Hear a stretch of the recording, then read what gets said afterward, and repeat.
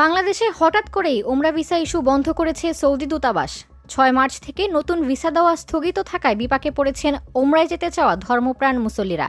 Booking করা বিমান ticket নিয়েও সমস্যায় পড়েছে হজ এজেন্সিগুলো বলছে কী কারণে ভিসা ইস্যু বন্ধ সে সম্পর্কে তারা এখনও কিছুই জানেন না। ট্যুর হাব বিডির সিইও সুলতান মাহমুদ জানান, প্রচুর ভিসার আবেদন করা হলেও এখনও অনুমোদনের বিষয়ে অনিশ্চয়তা রয়েছে। এদিকে বিমান বাংলাদেশ এয়ারলাইন্সের উপমহাব্যবস্থাপক মোহাম্মদ আল মাসুদ খান জানান, যেসব যাত্রী আগে থেকে টিকিট বুকিং দিয়েছেন তারা রিফান্ড বা তারিখ পরিবর্তনের সুযোগ পাবেন।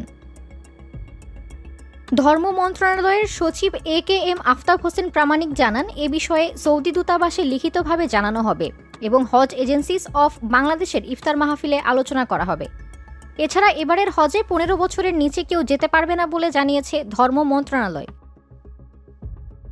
Desk report, metro TV. দেশের পাশে, বিশ্বের সাথে, মেট্রো টিভি।